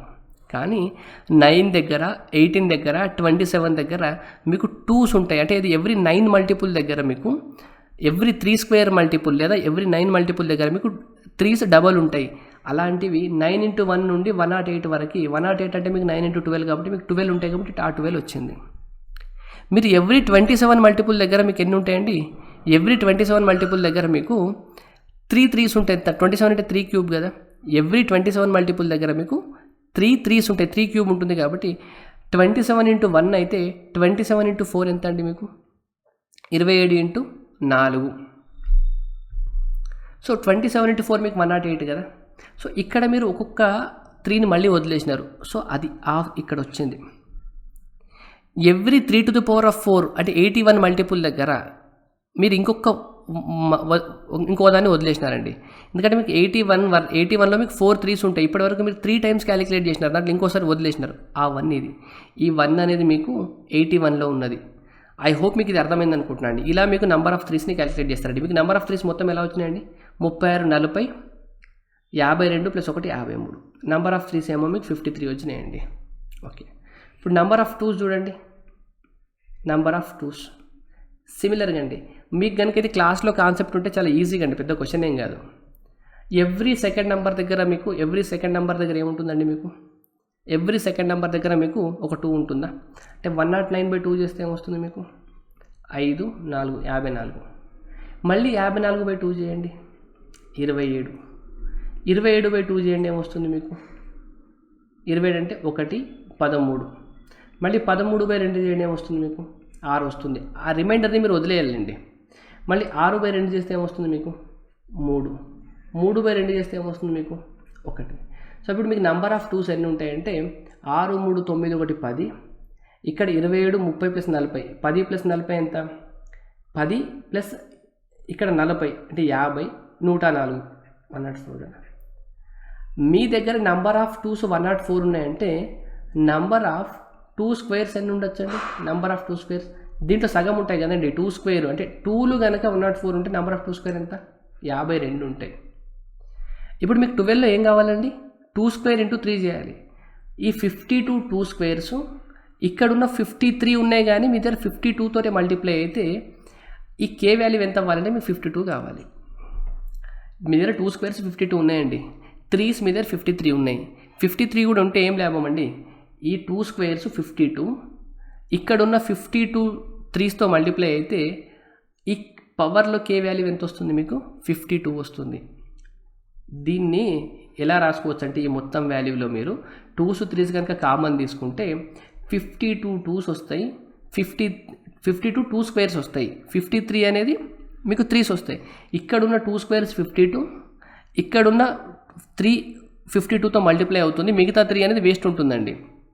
సో ఆ 52ని ఈ వాల్యూ మీకు ఈ 12 క్యాన్సిల్ చేస్తుందండి. అర్థమవుతుందా? న్యూమరేటర్ వాల్యూలో మీరు ఏం చేయొచ్చు అంటే న్యూమరేటర్ వాల్యూలో 2 స్క్వేర్స్ మీకు 52 వచ్చినాయా, 3 స్క్వేర్స్ ఒక 52ని తీసుకొని ఇంకొక 3ని అలాగే వదిలేయండి. ఇక్కడ మీరు 12 to the power of 2 squares కదా ఇది, 12 టు ది పవర్ ఆఫ్ 52 లాగా రాసుకోవచ్చు ఇంటూ 3, ఇంకా మిగతా సంథింగ్ ఉంటుంది. ఈ మొత్తం వాల్యూని 12 పవర్ కే డివైడ్ చేయాలంటే కే వాల్యూ 52 అవ్వాలి కదా. ఈ కంప్లీట్గా డివైడ్ చేయాలంటే కే వాల్యూ ఇక్కడ ఎంత ఉండాలి? 52 ఉండాలి. మీరు ఇటువంటి క్వశ్చన్స్ని కనుక ప్రాక్టీస్ చేస్తే చాలా ఈజీ అండి. నేను ఎక్స్ప్లెయిన్ చేయడానికి టైం తీసుకుంది కానీ క్వశ్చన్ మీ క్లాస్లో కనుక ప్రాక్టీస్ చేస్తే చాలా ఈజీ క్వశ్చన్ అండి, పెద్ద డిఫికల్ట్ క్వశ్చన్ ఏం కాదు మీకు. Question number 31. In triangle ABC ACB equal 90 degrees and CD is perpendicular to AB. If AD equal to 4 and BD equal to 9 cm, then CD equal to triangle ఏబీసీలో ACB equal to 90. ఇక్కడ చూడండి, angle C దగ్గర 90 degrees ఉందా? ACB, ఏబీకి CD లంబం, okay, ఇది perpendicular. AD equal to 4 and BD equal to 9 అయితే CD value ఎంత? మీకు సిడి వాల్యూ √4 × 9 అండి. సో సిడి ఈక్వల్ టు 36 అంటే 6 వస్తుంది. ఆప్షన్ ఏమి రైట్ ఆన్సర్. ఇది ఎలా వస్తుందంటే మీకు క్లాస్లో ఒక ఫార్ములా రాయిస్తారండి. ఈ ఫార్ములాకి డెరివేషన్ కూడా మీ క్లాస్లో చెప్తారు. మీకు కనుక ఏబీసీ అనేది ఒక రైట్ యాంగిల్ ట్రయాంగిల్, ఇక్కడ రైట్ యాంగిల్ ఉంటే ఇది కనుక డి అవుతే ఇది కూడా ఒక రైట్ యాంగిల్ అయితే ఇక్కడ ఫర్ ఎగ్జాంపుల్ ఇది మీకు పి అనుకోండి, ఇది ఎక్స్ అనుకోండి, ఇది వై అనుకోండి, ఇది ఏ, ఇది బి, ఇంతేనా మీకు ఉన్నాయి. అండ్ ఇది టోటల్ మీకు సి అనుకోండి. మీకు p² = xy, ఇది మీకు ఫస్ట్ ఫార్ములా అండి క్లాస్లో చెప్పేది, right. Next second formula x = a²/c. Third formula y = b²/c. ఇలా మీకు ఇంకో 4-5 ఇంకో 2 ఫార్ములాస్ ఉంటాయండి. ఈ ఫార్ములాస్ అన్నీ మీకు చెప్తారు మీకు. సో మీకు p² ఎంత అవుతుందండి? p² = x × y. ఈ ఫార్ములా కనుక మీకు తెలుసుంటే ఈ వాల్యూ ఈక్వల్ టు దీని స్క్వేర్ ఈక్వల్ టు ఇది ఇంటూ ఇది, అంటే ఇది equal to √this into this కదా. So CD = √4 × 9 = 6. Next question number 32. Seats for mathematics, physics and biology. Mathematics, physics and biology in a school are in the ratio 5:7:8. There is a special proposal to increase these seats by 40%, 50% and 75% respectively. What will be the ratio of the increased seats? ఒక పాఠశాలలో గణితం, physics మరియు biology సీట్ల నిష్పత్తి 5:7:8. ఆ సీట్లను వరుసగా 40%, 50% మరియు 75% పెంచాలని ప్రతిపాదన ఉన్న పెంచిన సీట్ల నిష్పత్తి ఎలా ఉండను? ఓకే, 5:7:8 అంటే నేను ఇది 500, 700, 800 అనుకోవచ్చా అండి? సో దీంట్లో వరుసగా అంటే 40% దీంట్లో పెంచాలి. 10% అంటే 50 అంటే 40% అంటే 200 కదా. 200 పెంచితే కొత్తది ఎంత అవుతుందండి? 700 అవుతుంది. ఓకే, ఇప్పుడు మీకు 700 చూడగానే మీకు ఆన్సరు ఇక్కడ చూడండి, ఈ 3 ఉందా? ఇదైతే మీకు ఆన్సర్ కాదని అర్థమైపోవాలి. ఎందుకంటే 700 అనేది మీకు 3 మల్టిపుల్ కాదండి. ఇక్కడ 3 ఉందంటే మీకు ఇక్కడ 3 ఉండాలి, దీంట్లో 3 లేదు కదండి. అందుకనే మీకు ఈ ఆన్సర్ అయితే 100% కాదు. నెక్స్ట్ 50% పెరిగిందా? ఇది 50% పెరిగిందంటే 50% అంటే 350 పెరిగినట్టేనా? సెకండ్ దాంట్లో 50% పెరిగిందంటే 700లో 350 కదా 50%, అంటే 1050 అయినట్టేనా? ఓకే, మీకు 1050 అనేది 4 మల్టిపుల్ కూడా కాదండి. మీకు 1050 కూడా 4 మల్టిపుల్ కాదు, ఇది ఆన్సర్ కాదు. ఓకే, నెక్స్ట్ ఏం జరిగిందండి? 75% పెరిగింది. అంటే 75% అంటే దీంట్లో 600 పెరిగినట్టేనా? అంటే ఇది ఎంత అయింది? 1400 అయింది. ఓకే, ఇది 350 2 టైమ్స్ క్యాన్సిల్ చేస్తుంది, ఇది 3 టైమ్స్ క్యాన్సిల్ చేస్తుంది, 350 ఇది 4 టైమ్స్ క్యాన్సిల్ చేస్తుంది. సో మీకు 2:3:4 రైట్ ఆన్సర్ అండి, option B. A train leaves Chennai for Bengaluru at 2:15 p.m. and travels at the rate of 50 km/h. Another train leaves Bengaluru for Chennai at 1:35 p.m. and travels at the rate of 60 km/h. If the distance between Bengaluru and Chennai is 590 km, at what distance from Chennai will the two trains meet? ఒక రైలు చెన్నై నుండి బెంగళూరుకి 2:15కు 50 km/h వేగంతో ప్రారంభమైనది. Okay, ఇక్కడ చెన్నై ఉంది, ఇక్కడ బెంగళూరు ఉంది. Okay, ఇది Chennai Bengaluru. ఎన్నిటికి start అయిందండి? 2:15కి స్టార్ట్ అయింది పిఎంకి. స్పీడ్ ఎంత? 50 km/h. 50 km/h. మరొక రైలు బెంగళూరు నుండి చెన్నైకి 1:35కి స్టార్ట్ అయింది, 1:35 పిఎంకి. ఎంత? 60 km/h స్పీడ్తో స్టార్ట్ అయింది. ఈ రెండింటి మధ్య దూరం 590. సో ఇక్కడ మధ్య డిస్టెన్స్ ఎంత? 590 కిలోమీటర్స్. చెన్నై నుండి ఎంత దూరంలో కలుసుకుంటాయి? చెన్నై నుండి ఎంత దూరంలో కలుసుకుంటాయి? చెన్నై నుండి ఎంత దూరంలో మరొక రైలు బెంగళూరుకు ప్రయాణిస్తుంది. రెండింటి మధ్య దూరం 590 కిలోమీటర్లు. ఇక్కడ చూడండి, ఈ రైళ్ళు చెన్నై నుండి ఎంత దూరంలో కలుసుకుంటాయి? రైట్. ఇది 2:15కి స్టార్ట్ అయింది, ఇది 1:35కి స్టార్ట్ అవుతుంది కదండి. 2:15 వరకు అంటే ఇది కొంచెం దూరం ట్రావెల్ చేస్తుంది కదా. ఇది స్టార్ట్ అయ్యే టైంకి ఇది చూడండి, 1:35 నుండి 2:15 అంటే ఎంత చెప్పండి? 40 నిమిషాలు కదా. ఇది గంటకి 60 కిలోమీటర్లు వెళ్తుంది. అంటే గంట అంటే ఏంటి? 60 నిమిషాల్లో 60 కిలోమీటర్లు ట్రావెల్ చేస్తే 40 నిమిషాలు ఎంత ట్రావెల్ చేస్తుందండి? 40 కిలోమీటర్లు కదా. అంటే 40 కిలోమీటర్స్ ఇది ట్రావెల్ చేసేసింది అప్పటికే. టోటల్ 590లో 440 పోతే మిగిలిన డిస్టెన్స్ ఎంత అండి? ఇక్కడ నుండి ఇక్కడ వరకు 550 కిలోమీటర్స్ అంతేనా? అంటే 550 కిలోమీటర్స్ ట్రావెల్ చేయాలి. 2:15కి ఈ ట్రైన్ ఇక్కడ ఉంది, ఈ ట్రైన్ ఇక్కడ ఉంది, దీని స్పీడ్ ఎంత? 60 km/h. ఎంతసేపట్లో కలుసుకుంటాయండి? సేమ్ 550 డిస్టెన్స్ని రిలేటివ్ స్పీడ్ అంటే ఇది 50 ఉంది, ఇది 60 ఉంది, టోటల్ ఎంత? 110. సో 5 అవర్స్లో కలుసుకుంటాయి. ఈ రెండు 5 అవర్స్ తర్వాత కలుసుకుంటాయి. అంటే 5 అవర్స్లో ఇది ఎంత ట్రావెల్ చేస్తుంది చెప్పండి? ఇక్కడ నుండి ఇక్కడికి 5 అవర్స్లో ఇది 5 × 50, ఇది 250 కిలోమీటర్లు చేస్తుంది. ఇది 6 × 50 300 కిలోమీటర్లు ట్రావెల్ చేస్తుంది. సో ఇది 300, ఇది 250 ట్రావెల్ చేసేసరికి ఈ రెండింటి మధ్యలో మొత్తం 550 డిస్టెన్స్ కవర్ అయిపోతుంది అంతేనా? సో చెన్నై నుండి ఎంత దూరంలో కలుసుకుంటాయండి ఇవి? చెన్నై నుండి దీనికి దూరం 250 కిలోమీటర్లు, option C. Question number 34. If √x/1 - x plus √1 - x/x = 6×12. ఇక్కడ మీకు నేను దీన్ని 2/1/6 ఉందా? చలో ఓకే. ఇప్పుడు ఈ క్వశ్చన్ని మీరు మెథడ్తో చేయొచ్చు, లేదా గెస్ చేసి కూడా ఆన్సర్ చేయొచ్చు అండి. ఎప్పుడైనా మీకు క్వశ్చన్ కష్టం అనిపించింది అనుకోండి, కొంచెం ఏమన్నా తెలివి వాడితే ఆప్షన్ ఎలిమినేట్ అవుతుందా లేదా చూడొచ్చండి. నాకు ఫస్ట్ నేను దీన్ని అబ్జర్వ్ చేస్తున్నానండి. 1 - x కనుక చూస్తే 1 - x ఇది అండర్ రూట్లో ఉందా? మీకు అండర్ రూట్లో మీకు నెగిటివ్ వాల్యూస్ రావద్దు కదండి. అండర్ రూట్లో నెగిటివ్ వాల్యూస్ రావద్దు అంటే 1 - x వాల్యూ >0 అవ్వాలి ఖచ్చితంగా. అండర్ రూట్లో నెగిటివ్ వాల్యూ రావద్దంటే 1 - x వాల్యూ ఎలా ఉండాలండి? పాజిటివ్ వాల్యూస్ ఉండాలి. 1 - x >0 అవ్వాలంటే మీకు x వాల్యూ <1 అవ్వాలి. ఈ కండిషన్ మీకు అర్థమైందా? ఫర్ ఎగ్జాంపుల్ x వాల్యూ కనుక >1 అయిందనుకోండి, x వాల్యూ 2 అయిందనుకోండి, 1 - 2 అంటే ఏమవుతుందండి? -1 వస్తుందా? అంటే అండర్ రూట్లో -1 వాల్యూ రావచ్చా? మనకి రావద్దు కదా. అండర్ రూట్లో -1 అయితే అది మనకు i² వెళ్ళిపోతుంది, కాంప్లెక్స్ నెంబర్లోకి వెళ్ళిపోతుంది అది. సో అండర్ రూట్లో మీకు మైనస్ రావద్దు అంటే మీకు x వాల్యూ ఎంత ఉండాలి? <1 ఉండాలి. సో x వాల్యూ > ఉన్న ఆన్సర్స్ అన్ని మనవి ఆన్సర్స్ కాదు కదా. ఓకే, 3/2 అనేది x వాల్యూ ఎంత అండి? మీకు x విలువ కనుక్కోమన్నారు కదా. 3/2 అంటే ఎంత? x > 1 అన్న, ఇది మనకు ఆన్సర్ కాదు, ఎందుకంటే ఇది x>1 అవుతుంది. 5/2 చూడండి, 2.5 ఇది కూడా x>1 కదా, ఇది కూడా మీ ఆన్సర్ కాదు. అయితే మీ ఆన్సర్ ఇది అవ్వాలి లేదా మీ ఆన్సర్ ఇది అవ్వాలి. రెండిట్లో 4/13 రెండిట్లో 4/13 కామన్గా ఉందా? ఉంది. అంటే మీరు దీన్ని చెక్ చేయండి, దీన్ని చెక్ చేయండి, ఏదో ఒకటి మీకు ఆన్సర్ ఇస్తుంది. నేను ఫస్ట్ దీన్ని చెక్ చేస్తున్నా చూడండి. x వాల్యూ 6/13 తీసుకుంటున్నాను. x వాల్యూ కనుక నేను 6/13 తీసుకుంటే 1 - x వాల్యూ ఏమవుతుంది నాకు? 1 - 6/13. 13 - 6 అంటే ఎంత అండి? 7 కదా, అంటే 7/13 అవుతుందా? ఓకే, 1 - x వాల్యూ ఇది అవుతుంది, x వాల్యూ ఇది అవుతుంది. రైట్, సబ్స్టిట్యూట్ చేయండి. దీనికి చూడండి ఇది ఎట్లుంది, కంప్లీట్ ఆపోజిట్లో ఉందా? √, x వాల్యూ ఎంత? 6/13 బై 7/13. 13 క్యాన్సల్. రివర్స్లో వెళ్తే ఏమవుతుందండి? ఇది √,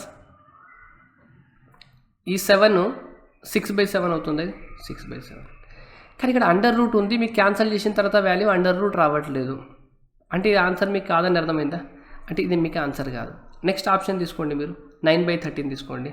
x వాల్యూ 9/13 అయితే 1 - x వాల్యూ ఏమవుతుందండి? 1 - 9/13 అంటే 4/13 అవుతుందా? 1 - x వాల్యూ. ఇప్పుడు సబ్స్టిట్యూట్ చేయండి చూడండి. √, x వాల్యూ ఎంత? 9/13, y వాల్యూ ఎంత? 4/13. 13 క్యాన్సిల్ అయ్యి √9/4 అంటే 3/2 వచ్చిందా? అంటే ఇట్ సైడ్ వాల్యూ మీకు 3/2 వచ్చిందంటే ఈ వాల్యూ 2/3 కావాలి. దీనికి ఎగ్జాక్ట్లీ రివర్స్లో ఉందా?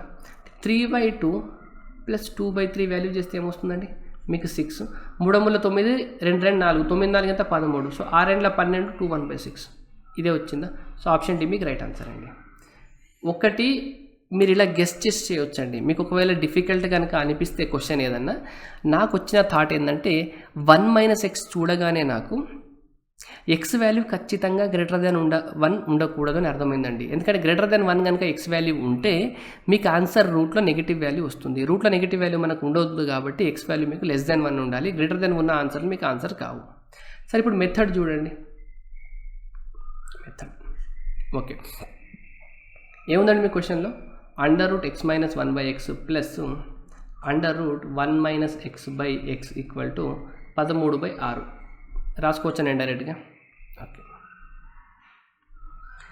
ఇక్కడ నుండి నేను ఈ మొత్తం వాల్యూని ఏ అనుకుంటున్నానండి. ఈ మొత్తం వాల్యూని నేను ఏ అనుకుంటున్నాను. మొత్తం వాల్యూ ఏ అనుకుంటే ఈ వాల్యూ నాకు 1/a అవుతుందా? 1/a ఈక్వల్ ఎంత? 13/6. ఇది a² + 1/a = 13/6. ఇప్పుడు మీకు 6a², ఇక్కడ ఏ ఉంది 13a అవుతుంది, అది రిటర్న్ వస్తే -13a అవుతుంది, 8 వస్తే +6. నేను డైరెక్ట్గా రాస్తున్నానండి, మీరు డీటెయిల్గా రాసుకోవాలనుకుంటే రాసుకోవచ్చు. 6a² + 6 ఉంటుంది, ఇది 13a అవుతుంది, మళ్ళీ ఇటు వస్తే మైనస్ అవుతుంది. ఇక్కడ ఇది 6 6 36 అంటే 36 13లో ఎలా రాసుకోవచ్చు అండి? 36 అంటే 9 4 కదా, 36 అంటే మీకు 9 × 4గా రాసుకోవచ్చా? 9 + 4 మళ్ళీ 13 అయిందా? అంటే నేను దీన్ని 6a² - 9a - 4a + 6గా రాసుకోవచ్చా? = 0 రాసుకోవచ్చు కదా. దీన్ని నేను 3a కనుక కామన్ తీసుకుంటే ఇది మాకు 2a - 3 అవుతుందా? -2 కనుక దీంట్లో నుండి కామన్ తీసుకుంటే నాకు 2a - 3 అవుతుందా? = 0. ఇక్కడ నుండి నేను 3a - 2 × 2a - 3 = 0 రాయొచ్చా? చూడండి, ఇది =0, ఇది చేస్తే మీకు a ఎంత వచ్చిందండి? a = 2/3 వచ్చింది. ఇక్కడ a = 3/2 వచ్చింది. a = 2/3 లేదా a = 3/2 వచ్చింది. ఇప్పుడు నేను దీంట్లో సబ్స్టిట్యూట్ చేస్తానండి. ఈ మొత్తం వాల్యూనే మీరు ఏ అనుకున్నారు కాబట్టి ఇక్కడ చేస్తున్నా చూడండి. √x - 1/x = 2/3 కనుక నేను తీసుకుంటే x - 1/x ఇటు స్క్వేర్ √ ఉంది కాబట్టి ఇటు స్క్వేర్ అవుతుంది, 4/9 అవుతుంది. సో 9x = 4 - 4x అవుతుంది. 4x తీసుకొస్తే 13x = 4 అవుతుంది. x = 4/13 అవుతుంది. సో x = 4/13 వచ్చిందా మనకి. a = 3/2 కనుక మీరు సబ్స్టిట్యూట్ చేస్తే x వాల్యూ మీకు 9/13 వస్తుందండి. సో ఆప్షన్ డి మనకి రైట్ ఆన్సర్. ఇప్పుడు a = 2/3 సబ్స్టిట్యూట్ చేసుకున్నారు కదా, ఈ ప్లేస్లో మీరు కనుక 3/2 పెట్టుకున్నారనుకోండి, 3/2 పెట్టుకుంటే అప్పుడు మీకు 9/4 అవుతుంది. అలా చేసుకుంటే మీకు మిగతా వాల్యూ 9/13 వస్తుంది. రైట్. Question number 35. ఇక్కడ సింప్లిఫికేషన్ ఉందండి. సింప్లిఫికేషన్ ఉంది. ఫస్ట్ నేను చెప్తున్నా చూడండి, ఇది మీకు ఆన్సర్ కాదండి. This is not your answer. ఎందుకంటే మీకు x⁴ - 1 బై x⁴ +1 కదా క్యాలిక్యులేట్ చేయమన్నారు. సరే నేను x⁴ వాల్యూని ఒక k అనుకుంటున్నాను అనుకోండి. x⁴ వాల్యూ చేస్తే మీకు k వచ్చింది. ఇక్కడ x ఉంది, x⁴ చేస్తున్నారు, k అనే వాల్యూ వచ్చింది అనుకోండి. మీ ఆన్సర్ ఏమవ్వాలండి అప్పుడు? k - 1 బై k + 1 అవ్వాలి. k - 1 అనేది k + 1 వాల్యూకి ఈక్వల్ అవుతుందండి? ఈక్వల్ అవ్వదు కదా. ఈ రెండింటి మధ్య డిఫరెన్స్ ఎంత ఉందండి? డిఫరెన్స్ మీకు 2 ఉంది. అంటే ఇక్కడ కనుక 3 వస్తే ఇక్కడ 5 అవ్వాలి, ఇక్కడ 7 వస్తే ఇక్కడ ఎంత అవ్వాలి? 9 అవ్వాలి, ఇక్కడ 10 వస్తే ఇక్కడ 12 అవ్వాలి. సో ఈ రెండు ఈక్వల్ కాదు కాబట్టి క్యాన్సల్ కావు కాబట్టి మీకు క్యాన్సల్ అయితేనే 1 ఆన్సర్ వస్తుంది. ఇది మీ ఆన్సర్ కాదు. ఓకే, ఇప్పుడు ఈ రెండింటి మధ్య డిఫరెన్స్ ఎంత ఉందండి? 2 ఉందా? సో మీ ఆన్సర్లో న్యూమరేటర్కి డినామినేటర్కి డిఫరెన్స్ 2 ఉండాలి, లేదంటే 2 కన్నా తక్కువ ఉండాలి. ఇక్కడ 2/5 అయింది. డిఫరెన్స్ ఎంత ఉందండి? 3 ఉంది. ఉండొద్దండి. Option B wrong. నేను ఎందుకు ఎక్స్ప్లెయిన్ చేస్తా చూడండి. ఐదర్ మీ ఆన్సర్ ఇది కావాలి లేదా ఇది కావాలి. ఫర్ ఎగ్జాంపుల్ మీ దగ్గర ఒక 10/12 అనే నెంబర్ ఉందండి. దీనికి డిఫరెన్స్ ఎంత? 2 ఉంది కదా. సో 10/12 అని ఒక నెంబర్ తీసుకుంటున్నారు. ఇది క్యాన్సల్ కనుక అయితే ఇక్కడ 5 అవ్వాలి, ఇక్కడ 6 అవ్వాలి. క్యాన్సల్ అయ్యింది అనుకుంటే మీకు వచ్చే ఆన్సర్ ఎంత అవ్వాలి? 5/6 అవ్వాలి. సో ఇక్కడ గ్యాప్ ఎంత వచ్చింది? 1 వచ్చింది. న్యూమరేటర్ డినామినేటర్ గ్యాప్ ఎంత? 1. ఇక్కడ న్యూమరేటర్ డినామినేటర్ గ్యాప్ ఎంత? 2. సో న్యూమరేటర్కి డినామినేటర్కి గ్యాప్ ఎంత ఉంటుందో మీరు క్యాన్సల్ చేస్తున్నప్పుడు ఆ గ్యాప్ అనేది తగ్గుతుంది కానీ పెరగదండి. ఇక్కడ మీరు అబ్జర్వ్ చేస్తే న్యూమరేటర్ ఏమో -1 ఉంది ఒక వాల్యూకి, న్యూమరేటర్ ఏమో +1 ఉంది. ఈ రెండింటి మధ్య గ్యాప్ ఎంత ఉంది మీకు? న్యూమరేటర్కి డినామినేటర్కి 2 ఉంది. సో మీ ఆన్సర్లో ఒకవేళ అవి క్యాన్సల్ కాకుండా అలాగే ఉన్నాయనుకోండి, ఈ రెండు నెంబర్స్ క్యాన్సల్ కాకపోతే మీ డిఫరెన్స్ 2నే కావాలి. ఒకవేళ అవి క్యాన్సల్ అయితే మీ డిఫరెన్స్ వాల్యూ అనేది 2 ఉండాలి, లేదా 2 కన్నా తక్కువ ఉండాలి. నేను ఎగ్జాంపుల్ 10-12 తీసుకున్నాను అనుకోండి. ఫస్ట్ ఇనిషియల్గా 2 ఉంది, ఇవి క్యాన్సల్ అవుతున్నాయి కాబట్టి మీకు 5/6 వచ్చిందా? ఇప్పుడు గ్యాప్ ఏమైంది? 1 అయింది. కానీ మీకు 3 అవ్వదండి. 3 అవ్వాలంటే మీరు మల్టిప్లై చేయాలి, కానీ మీరు క్యాన్సల్ కదా చేస్తున్నారు. ఇది కూడా మీ ఆన్సర్ కాదు. ఈ రెండిట్లో మీరు ఏదో ఒక ఆన్సర్ మార్క్ చేయొచ్చు అండి. ఈ రెండిట్లో ఏదో ఒక ఆన్సర్ మార్క్ చేయొచ్చు. ఓకే, ఫస్ట్ పాయింట్ ఇది. థర్డ్ పాయింట్, న్యూమరేటర్ వాల్యూ తక్కువ ఉంది, డినామినేటర్ వాల్యూ ఎక్కువ ఉంది. x⁴ - 1 బై x⁴ కదా. సో న్యూమరేటర్ వాల్యూ ఇది డినామినేటర్ అనుకుంటే న్యూమరేటర్ వాల్యూ తక్కువ ఉంది, డినామినేటర్ వాల్యూ ఎక్కువ ఉంది. న్యూమరేటర్ వాల్యూ తక్కువ ఉండాలి, డినామినేటర్ వాల్యూ ఎక్కువ ఉండాలి. సో న్యూమరేటర్ తక్కువ ఉంది, డినామినేటర్ ఎక్కువ ఉంది. న్యూమరేటర్ తక్కువ ఉంది, డినామినేటర్ ఎక్కువ ఉంది. ఈ రెండిట్లో కనుక ఏదో ఒకటి కనుక రివర్స్ ఉంటే న్యూమరేటర్ వాల్యూ కన్నా డినామినేటర్ వాల్యూ ఎక్కువ ఉంటే అది కూడా మన ఆన్సర్ కాకపోయేదండి. ఇవన్నీ కనుక మీరు అబ్జర్వ్ చేస్తే మీకు చాలా క్వశ్చన్స్ ఈజీగా చేయొచ్చు. రైట్. సరే, ఇప్పటివరకైతే మనకి 2 ఆప్షన్స్ ఎలిమినేట్ చేసినాం కాబట్టి మనం మెథడ్కి వెళ్దాం. చూడండి, x = 3 + √6 బై ఇది 5√3 మైనస్ దీన్ని 4 × 3గా రాసుకోవచ్చా అండి? 4 బయటకు వస్తే 2 అవుతుందా? 2 × 2 ఎంత? ఇది 4√3గా రాసుకోవచ్చు. మైనస్ ఇది 16 × 2 రాసుకోవచ్చా? 16 అంటే 4 స్క్వేర్ కదా, 4 అవుతుంది కదా బయటకు వస్తే. 4√2 ప్లస్ ఇది 5√2గా రాసుకోవచ్చా? 25 × √2 అంటే 25 బయటకు వస్తే 5 అవుతుంది కాబట్టి. 5√3 మైనస్ 4√3 ఎంత అండి? 3 + √6 బై 5 - 4 అంటే 1√3 అవుతుంది. 5√2 - 4√2 అంటే +√2 అవుతుంది. న్యూమరేటర్లో మీరు √3 కనుక కామన్ తీస్తే √3 + √2 ఉంటుంది. డినామినేటర్లో √3 + √2 ఉంటుంది. ఈ రెండు క్యాన్సిల్ అయ్యి మీకు x వాల్యూ ఎంత వచ్చిందండి? x వాల్యూ √3 వచ్చింది. x⁴ ఎంత వస్తుందండి? x² వాల్యూ ఏమో మీకు 3 అవుతుంది, x⁴ వాల్యూ ఏమో మీకు 9 అవుతుంది. సో 9 - 1 బై 9 + 1 అంటే 8/10. 2 4 టైమ్స్, 2 5 టైమ్స్. సో 4/5 మీకు right answer, option C. Question number 36. A natural number n satisfied following conditions. n సహజ సంఖ్య కింది షరతులను అనుసరించును. Number is having all the 9s, it is divisible by 13. ఆ సంఖ్య 13తో భాగించబడును. ఈ క్వశ్చన్ కనుక మీరు ముందుగా ఎప్పుడైనా నాలెడ్జ్ ఉంటేనే మీరు చేయగలుగుతారండి. అంటే ఒక సంఖ్య ఉండాలి, దాంట్లో అన్ని 9లే ఉండాలి. ఇలా 9 9 9 9 9 ఇలానే ఉండాలి. ఈ సంఖ్య 13తో భాగించబడాలి. అయితే how many digits are there in N, అయితే ఎన్లో ఎన్ని నంబర్స్ ఉండాలి, ఆ ఎన్ వాల్యూలో ఎన్ని అంకెలు ఉండాలని క్వశ్చన్ అండి. మీరు ఇంతకుముందు కనుక ఒకవేళ చూసి ఉంటే మన ఎగ్జామ్స్లలో కానీ మన క్లాస్లో కానీ మీకు ఏదైనా ఒక నంబరు ఏబీసీ ఈ ఫార్మాట్లో ఉందనుకోండి, ఏబీసీ ఫార్మాట్లో ఉంటే ఈ నంబర్ అనేది మీకు 7తో 11తో 13తో డివైడ్ అవుతుందండి. ఏబీసీ అనే ఒక ఫార్మాట్లో నంబర్ ఉంటే ఈ నెంబర్ అనేది 7, 11, 13తో డివైడ్ అవుతుంది. ఈ ఏబీసీ ఫార్మాట్ అంటే ఫర్ ఎగ్జాంపుల్ ఏదైనా ఒక నెంబర్ 234 అంటే ఇక్కడ ఏవి ఉన్నాయో అవే డిజిట్ అవుతాయి. 512 ఇలా, లేదా 964 ఇది సేమ్, 224 లేదా 111 ఈ 3 డిజిట్స్ ఏవి ఉంటాయి, ఈ 3 డిజిట్స్ అవే ఉంటే ఆ నెంబర్ మీకు 11తో 7తో 13తో డివైడ్ అవుతుంది. ఇది ఎలా వచ్చిందంటే మీకు ఏబీసీ మీరు ఒక 3 డిజిట్ నెంబర్ ఏబీసీని కనుక 1001తో మల్టిప్లై చేసినారనుకోండి, ఏబీసీ ఇంటూ 1 అంటే ఏమొస్తుందండి, ఏబీసీ వస్తుంది. 2 zeros ప్లేస్లో ఏబీసీ వచ్చేస్తుంది. 1 ఇంటూ ఏబీసీ అంటే ఏబీసీ వస్తుంది. అంటే ఫర్ ఎగ్జాంపుల్ 567 ఇంటూ 1001 చేస్తే మీకు 567 అవుతుందండి. ఈ 1001 ఉందా, మీకు 1001 అంటే మీకు 7 ఇంటూ 11 ఇంటూ 13 వాల్యూ అండి. 1001 అనేది మీకు 7 ఇంటూ 11 ఇంటూ 13 చేస్తే వస్తుంది. 7, 11, 13 అనేవి 3 కన్సిక్యూటివ్ ప్రైమ్ నంబర్స్. ఇది మీకు అబ్జర్వ్ చేయాలి. 7, 11, 13 అనేది 3 కన్సిక్యూటివ్ ప్రైమ్ నంబర్స్ ఇవి మీకు, రైట్. అంటే మీకు ఒక నంబరు 3 డిజిట్స్ తర్వాత 3 డిజిట్స్ రిపీట్ అయింది అనుకోండి, ఆ నెంబర్ మీకు దేంతో డివైడ్ అవుతుందండి, 13తో డివైడ్ అవుతుందా. సో నేను ఇప్పుడు ఒక 999 అనే ఒక నెంబర్ తీసుకొని సేమ్ దీన్ని కనుక 999తో రిపీట్ చేసినాను అనుకోండి, ఇప్పుడు ఈ నెంబర్ మీకు 7 తోటి 11 తోటి 13తో డివైడ్ అయినట్టు కదా. ఇక్కడ కండిషన్ చూడండి, number is having all the 9s. ఈ నెంబర్లో అన్ని 9లు ఉన్నాయా, ఉన్నాయి. ఓకే, నెంబర్ 13తో డివైడ్ అవుతుందా, అవుతుంది. సో ఈ నెంబర్లో ఎన్ని డిజిట్స్ ఉన్నాయండి, 3, 6. ఆప్షన్ బి మీకు right answer. Question number 37. On a certain some the simple interest at the end of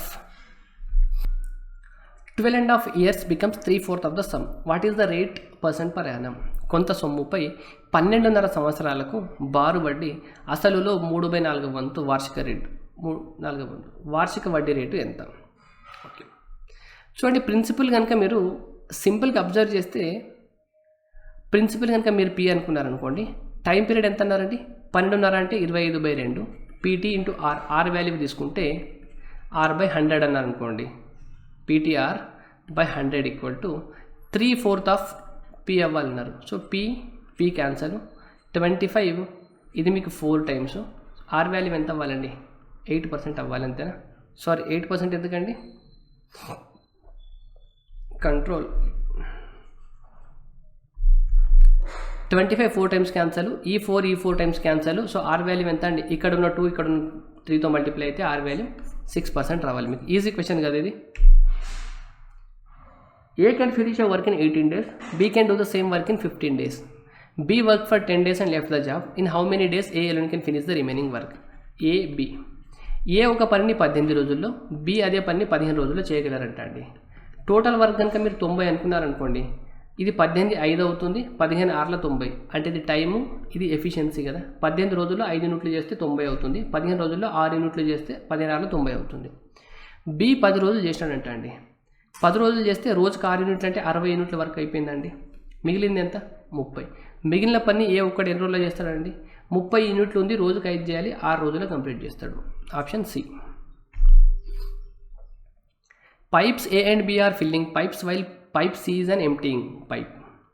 A and B can fill a tank in 72 and 90 minutes respectively. When all 3 pipes are opened together, the tank gets filled in 2 hours. A and B are opened together for 12 minutes, then closed and C is opened. The tank will be empty after. Pipe A మరియు బీలు నింపే పైపులు మరియు pipe C ఖాళీ చేయనున్నది. ఏ మరియు బీలు వరుసగా 72 మరియు 90 నిమిషాల్లో ట్యాంకును నింపగలవు. అన్ని పైపులు ఒకేసారి తెరిస్తే ట్యాంక్ 2 గంటల్లో నిండుతుంది. ఏ మరియు బి పైపులు 12 నిమిషాలు తెరిచి ఉంచిన తర్వాత మూసివేసి సి పైపును తెరిచిన ట్యాంక్ ఎంత సమయంలో ఖాళీ అగును. మీకు ABC and A plus B ఇక్కడ చూడండి, ఏబిసి ఏమో నింపే పైపులు అండి, నేను ప్లస్ అనుకుంటున్నాను. సి అనేది ఖాళీ చేసేది కాబట్టి మైనస్ అనుకుంటున్నాను. ఏ ప్లస్ బి మైనస్ సి అవుతుంది. అప్పుడు ఏబీలు వరుసగా 72 90 నిమిషాల నింపును కదా, ఇది 72 మినిట్స్, ఇది మీకు 90 మినిట్స్లో 90 మినిట్స్. ఓకే, అన్ని పైపులు ఒకేసారి తెరిస్తే 2 గంటల్లో నిండుతుంది. అంటే ఏ బి అండ్ సి కూడా, అంటే ఏ ఏమో ఫిల్ చేస్తుంది, బి ఏమో ఫిల్ చేస్తుంది, సి ఏమో ఎంటీ చేస్తుంది. ఈ 3 తెరిస్తే 2 గంటలు అంటే 120 నిమిషాలు నిండుతుంది కదండి. నేను ట్యాంక్ కెపాసిటీని వీటికి ఎల్సిఎం ఎంత అండి, 120కి ఇక్కడ 360 తీసుకుంటే సరిపోతుందా, 360 లీటర్స్ అవుతుంది ఎల్సిఎం ఈ మూడింటికి.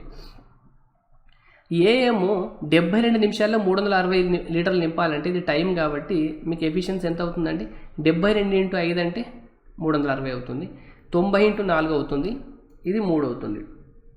ఇది నింపుతుంది కాబట్టి +5 +4 ఇది +3. చూడండి, ఏ బి కలిపి 9 నింపుతున్నాయండి. ఏ బీలు కలిపి నిమిషానికి 9 నింపితే ఏ ప్లస్ బి మైనస్ సి అయినప్పుడు 3 అవుతుందంటే నిమిషానికి సి అనే పైపు నిమిషానికి 6 ఖాళీ చేస్తున్నట్టు కదండి. ఇవి 2 కలిపి 9 నింపుతున్నాయి, కానీ ఓవరాల్గా 3 నిండుతుంది. అంటే సి అనే పైపు ఎంత ఖాళీ చేస్తున్నట్టు, 6 ఖాళీ చేస్తున్నట్ట. ఇక్కడి వరకు అర్థమైంది కదా. ఇప్పుడు ఏ మరియు బి పైపులు 12 నిమిషాలు తెరిచి ఉంచిన తర్వాత మూసివేసి ఏ బీలు 12 నిమిషాలు తెరిచి ఉంచుతారంట. నిమిషానికి 5 + 4 9 నిండుతుంది. ఇలా 12 నిమిషాల్లో ఇంత నిండుతుంది. ఇప్పుడు దీన్ని మూసివేసి సి అనే పైపు తెరిస్తే ఎంత సమయంలో ఖాళీ అవ్వదు. ఇప్పుడు ఇంత ఫిల్ అయింది ఉంది కదా, ఇది ఎంత ఖాళీ చేస్తుందండి, నిమిషానికి 6 ఖాళీ చేస్తుంది. 6 × 12 అంటే 18 నిమిషాలు ట్యాంక్ ఖాళీ అవుతుంది. Option B. Question number 40. A number when divided by 5 leaves remainder 2. If the quotient obtained is divided by 7, we get the remainder 3. Further, if the resultant quotient is divided by 11, we get the remainder 5. The least among those numbers which satisfy the above conditions is. ఒక సంఖ్యను 5 చే భాగిస్తే శేషం 2, మరియు వచ్చిన విభక్తాన్ని 7 చే భాగిస్తే వచ్చే శేషం 3. మరలా ఫలితంగా వచ్చిన విభక్తాన్ని 11 చే భాగిస్తే వచ్చే శేషం 5. పై నియమాలను తృప్తిపరిచే సంఖ్యలలో కనిష్ట సంఖ్య ఏది? ఇటువంటి క్వశ్చన్స్ని మనం ఆప్షన్ త్రూ చేస్తామండి. మీకు కనుక్కోమన్నది ఏముందండి, కనిష్ట సంఖ్య కదా. ఆప్షన్లో కనిష్ట సంఖ్య ఎంత ఉంది, 192 ఉంది. ఫస్ట్ మీరు 192ని కనుక 5తో డివైడ్ చేసినారనుకోండి, శేషం 2 వస్తుందా? ఒక సంఖ్యను 5 చే భాగిస్తే శేషం 2 రావాలి, 2 వస్తుంది. వచ్చిన విభక్తాన్ని అంటే వచ్చిన కోషంట్ని 5తో భాగిస్తే కోషంట్ ఎంత వస్తుంది చెప్పండి. కోషంట్ రిమైండర్ చేస్తే 5 ముళ్ళ 15 4 540, రిమైండర్ 2. 5 × 38 + 2 చేస్తే మీకు ఆన్సర్ వస్తుందా? వచ్చిన కోషంట్ని కనుక 7 చే భాగిస్తే శేషం 3 రావాలి. ఇప్పుడు 38ని కనుక మీరు 7తో భాగిస్తే 7 × 5 = 35, 7 × 4 4 వస్తుంది, సరే 3 వస్తుంది. చూడండి, 7 చే భాగిస్తే వచ్చే శేషం 3, 5 3 అయిందా? ఓకే. వచ్చిన విభక్తాన్ని 11 చే భాగిస్తే శేషం 5 రావాలి. అంటే ఇప్పుడు ఈ 5ని కనుక మీరు 11 చే భాగిస్తే 5 11 చేయలేదు కాబట్టి కోషంట్ 0 వస్తుంది, మీకు శేషం 5 వస్తుందా? సాటిస్ఫై అయింది కాబట్టి ఆప్షన్ డి మీకు రైట్ ఆన్సర్ అండి. కనిష్ట సంఖ్య తీసుకోవాలి, ఇలా చెక్ చేసుకోవాలి. పెద్ద కష్టం ఏం కాదండి చెక్ చేసుకోవడం. మీరు 1 to 2 minutesలో చేయొచ్చు క్వశ్చన్ని మీరు, రైట్.